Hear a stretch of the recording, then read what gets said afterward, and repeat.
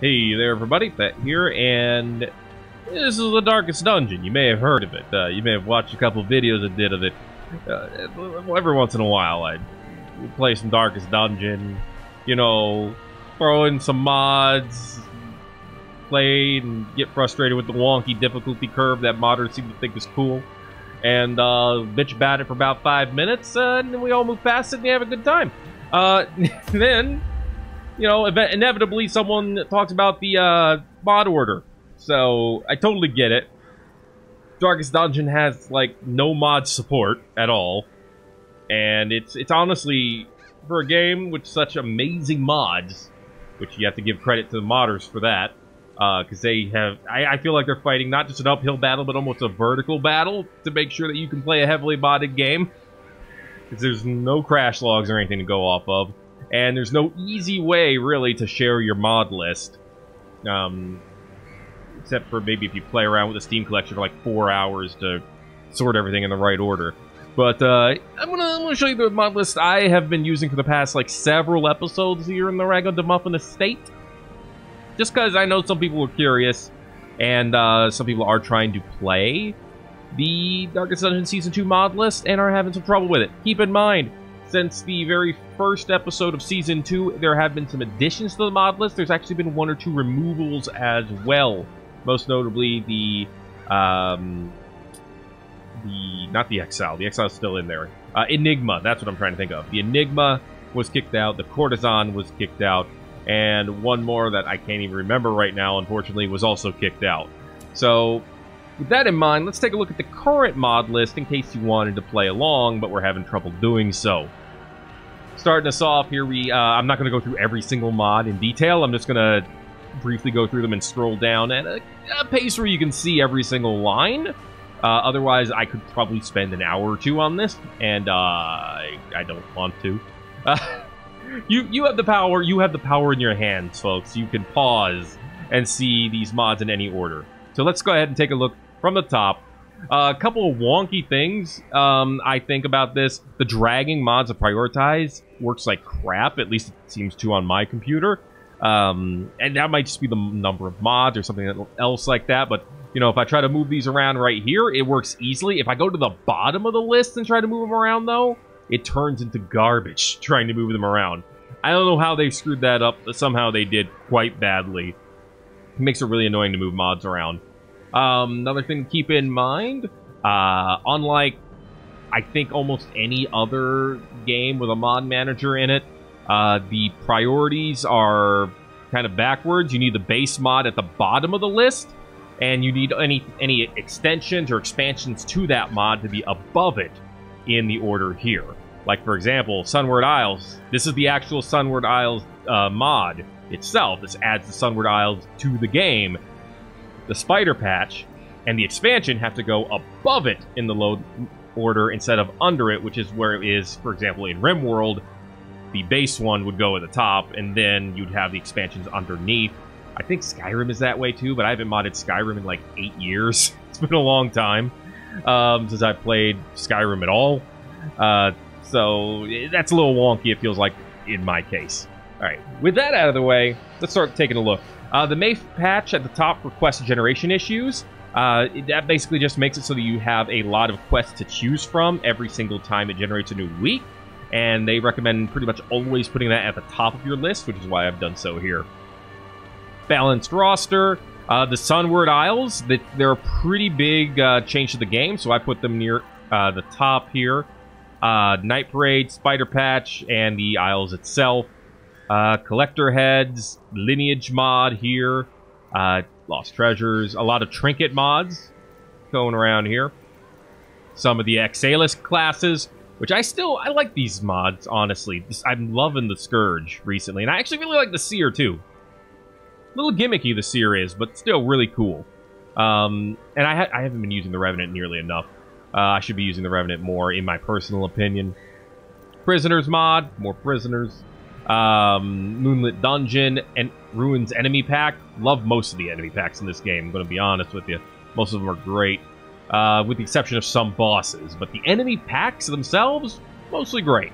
Obvious exception is actually now on the list. Incandescent Whisperer, which we're actually done with that mod list, but, you know, we've done the whole story. Narab, I still haven't found the final boss of this mod, and I don't know if it's something on my end or what's going on. Sea Serpent, haven't seen him at all either. Crimson Court Overhaul, which I'm liking so far. Scarlet Ruins, which is one of my... I love the Scarlet Ruins. I think the Shield Wall is just a... I think the Shield Wall just got lucky recently, and he was critting a lot. I don't think that's anything built in. I do think he has a little bit of BS built in, but not too much. He's still good. Fallen Heroes, which is, I think, has to be conflicting with another mod on this list, because I'm never getting any good rewards from them. It sucks. They're very strong. It's a good challenge, but I wish that the rewards worked. Chose Boss Reworks, which is extremely hit or miss, depending on who you're fighting. I actually really like the Necromancer rework that they did, or he did for the Necromancer. A lot of the others veer a little bit more toward the miss side of things. I actually think the Swine God was pretty good as well. Swine Prince, Swine God, etc. Is pretty neat. The Cannon, garbage. The Yelling Guy, Prophet, he's alright. I built a terrible team to fight him, but he's honestly a fine rework. I really didn't like the Cannon one, though. Cannon one didn't do anything for me.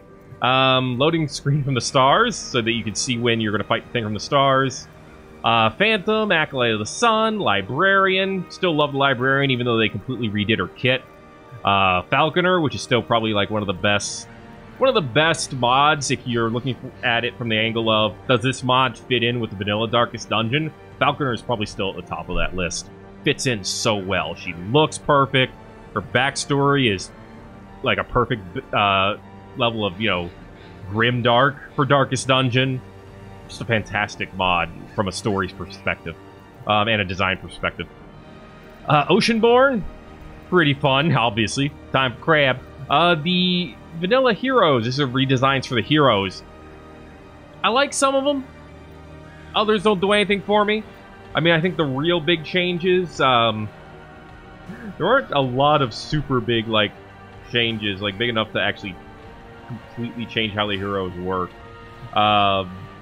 Which is kind of unfortunate.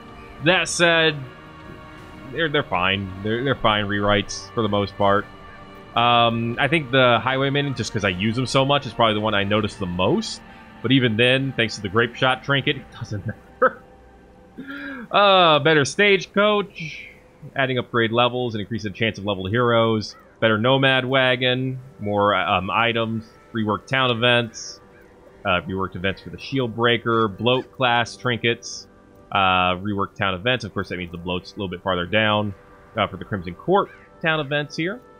Arbalest Survivalist Palette expansion. Got a couple of those skins. Skins can basically go anywhere unless there's another mod that the skin depends on. Like if you get a skin set for the Oceanborn, you need to have the Oceanborn lower on the list. Other than that, usually doesn't matter. Hallway variations, room backgrounds, all just visual stuff. Koala's Creature Collection. Fantastic collection, of course, like most of the regular enemy collections are. Rescuer mod. Dig the Rescuer, actually. A lot of fun. Exile, pretty darn neat. Claimants, love the Claimants. Love the Wretch. Love the Bloat. Like the Voivode. I won't say I go as far as love, where I love the Bloat and the Wretch and the Claimants. But the Voivode's also a very, very neat mod with a lot of cool changes to it. As you can see, it was reworked. Here Be Monsters, the Swine Chieftain. Really kind of BS on lower levels, but perfect for, veteran and champion dungeons, honestly. I think he's really cool. The Zenith. Plague Vestal Skins, Scarecrow mod. Scarecrow seems a little bit OP, I'm not gonna lie. And this is me saying this, so that's saying something. I feel like the Scarecrow is heckin' strong. House Full of Piggies. More enemies for the Warrens. They fit in great, I think. Cannoneer, Ronin expansions. The Pit Fighter, who I probably don't use enough because I find them a lot of fun. Commissar, a lot of fun. Cannoneer, fun. Maybe not as fun as the other two. Ronin, pretty neat. Mostly just damage, though. Shield Maiden, probably another one I need to use more. Unleashing of the Kraken, new enemy for the Cove. More Trapmaker palette colors. Cultist Incursion, new monster additions for Cultist. I think that's an actually really neat set of mods as well. Meat. We like meat. Monk class mod. The monks are really cool, too. Spider's Nest, honestly, the spiders are kind of BS, especially on the lower level missions. Wish they could have done something better for balance on the apprentice level, but as you get higher up, it's better. It gets better. I think the dungeons are way too long, personally, which is why I've kind of delayed doing some of them recently. But other than that, it's a fine mod. The Harlot, which is a pretty good mod as well. Trapmaker, I love the Trapmaker. Which, you know, I don't use them. That's another one I probably don't use enough. Barbarian mod. That Barbarian's kind of neat. I like the other one a little bit more. The other one's down here. Yeah, you got Barbarian class mod 2.4 and Barbarian by Amonza. I kind of like the Amonza one just a little bit more. He's kind of nuts. King Baldwin, another one that's really, he scales. The higher up he goes, the more fun he is to fight against. Apprentice level, still kind of BS. Pet store patch adds pets to the trinket store. Spartan class mod, Spartan's alright. Herbs of the Wilds, which I still probably should go to the description page and read more up on that. Heirs on the Old Road, of course, has to go above the Rightful Heir and the Rightful Heiress so that you start with them. Good combination, I think, from a story's perspective especially. Pets 2, Trinket plus Monster mod 2.9. The pet catchers are just annoying, I think. They're really annoying fights, but still, all in all, kind of fun. Rightful Heir DLC trinkets. Alchemist mod. I love the Alchemist, actually. The Alchemist, great design, fun to play as. Steel Driver, probably another one in that I don't use them enough category. I actually really like the Steel Driver. The Apostate, Ashen Warrior, Bogatir, all fine classes. Mambo, another one I don't use enough. I actually used the Mambo quite a bit in Season 1. Love her kit. Snorlaxo's set of surprises. I'm going to be honest, I would need to pull up the actual description to remember, because it's like a whole bunch of different things in that mod kit. Privateer, he's nice. Love the Bluesman, he's great. Love Beastmaster, he's great too. Arcanist, amazing. Exorcist, he feels a little underwhelming compared to some of the other mods that, you know, that we've even seen on this list already, but he's still pretty neat. The Gallows Tree, I think it's fun to fight. It's a pretty interesting, pretty fun fight. Samurai, the basic Samurai, I guess, you know, he feels really weak compared to some of the other classes. Shared assets for Marvin Sayo mods. Marvin Sayo's Thrall. Obviously, I love Rathburger. I love my Thrall. Crimson Court trinkets, Color of Madness trinkets. You know, I'm thinking about it, and it's like, these should probably be above these, now that I think about it. Pretty sure they're supposed to be above it. But right now, I'm not going to touch the load order, mainly because this loads, and it seems to work fine, from what I've seen so far. The Condemned Shack District mod. Beyond Mortality. By Golden Yak, fantastic mod. Love the Paracausalist, and the enemies that it adds to the ruins are just beautiful. Both in design and I think in the battles, they're fun as heck too. Snake Charmer and Butcherbird, great mods. Another heir to choose from. This heir seems a little bit strong as well, especially with her heals, but still a pretty fun mod. Druid, much lighter touch healer, still very effective healer though. Unofficial, and you can probably build it for pretty decent damage too.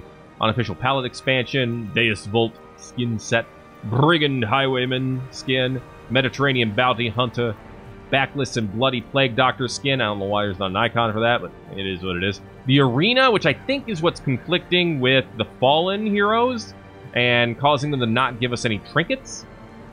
Again, I'm not 100% sure.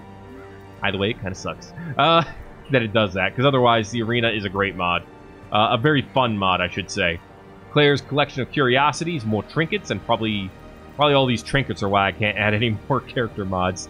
The Cataphract, Crimson Court trinkets, unique items, make a trinkets pack. This is a huge list of trinkets, most of which are kind of overpowered. The Raiju, a Sunward add-on, haven't seen him yet. Duchess, fantastic mod. Cataphract, a very fun mod. 4 trinkets, yeah, it's breaking the game, but I'm doing it for fun. Inventory stack, again, you know, balance, tips the balance a bit in your favor as a player, but still fun. Yet another inventory expansion, same thing. You know, it's a single-player game. Unless you go into the circus, but I mean, you bought Darkest Dungeon for the circus? I don't know what to say to you, dude. It's weird. It's weird buying a game that was built from the ground up for the single-player experience, for the multiplayer experience. At its core, Darkest Dungeon is a single-player game, and who cares if you cheat a little in a single-player game? The only one you're cheating, in theory, is yourself. And honestly, if it made your experience better, you really get cheated. Anyway, Blackguard, Marcus Brothers. Marcus Brothers were a lot of fun. We had a very overpowered team to fight them with, though, so it kind of sucked a little bit of the fun out of it because we didn't get to fully see their strategy. But maybe we'll see them again in Season 3, and that'll make up for it. Blackguard, give them the right group to fight with, and they're fun as heck. Abyssal Horror, I mean, even if you go to the mod page and look at the comments down below, most people acknowledge this boss is very overpowered. He's way too strong, does way too much both regular and stress damage. I don't know why he hasn't been toned down at all, but hey, maybe they just don't work on this mod anymore. Quirk expansion pack, always fun. Auto-saving journals, that's great because you don't need to put them in your inventory anymore. Dimensional Havoc is a neat little mod. Some of the enemies are a little nuts, not gonna lie, but still a cool mod. Bits and Pieces, Monster Trinket mod, that's actually a neat one. I don't pick them up, I don't get the mods very often. When I do, I'm like, well, that's cool. That's real cool. Arbalest Skin, Hellion Skin, Night Sister Remake mod. I probably need to actually find the other version of the Night Sister, because apparently there's a version that has stuns, and my trinkets, I see some trinkets that have stun chance, and this one does not have stuns. Also, this one seems a little super strong with the I heal you and give you dodge for the entire battle move. It's a little nuts. Helmmaster Skin, the Traveler one, looks really cool. Picaroon, Hollow Knight, Wanderer, Salamander, all very cool classes. Don't use a Salamander enough, probably. I'm not using the Hollow Knight enough in Season 2 either. No Butcher Circus icon, because screw that. And the Arsonist class re-uploaded. Keep in mind that he was re-uploaded, because the original mod author apparently took him down. I don't know if they've heard from him since. I really don't know the story behind that. Rest of the mods on the list actually are not activated right now. I can't actually activate another one, which is too bad, because there's some that seem really fun. I'm kind of keeping them here so that I have an idea of what I want to put in Season 3. So, spoilers for, like, you know, 8, 10, 12 weeks from now when Season 2 ends and Season 3 starts. You know, Mender seems like a neat healer class. Another boss fight. The Eternal. Actually looking forward to the Count. The Count seemed heckin' cool. Iron Buddha seems pretty neat as well, as a practitioner. But there's the mod list. I'm going to go ahead and scroll down it one more time here at the end, just so you can take a quick look. And as I am doing that, feel free to, you know, rewrite your mod list to play with it as well. And if you do decide to load it up, I hope you have a good time. Thank you very much for watching this video of That Goes Through His Darkest Dungeon mod list. If you got something out of it, make sure to let me know by giving a like. And if you haven't already, feel free to subscribe. If you want to see some more gameplay videos like Darkest Dungeon. Thanks again for watching. My name is Thet, and I will see you, hopefully, in the next video.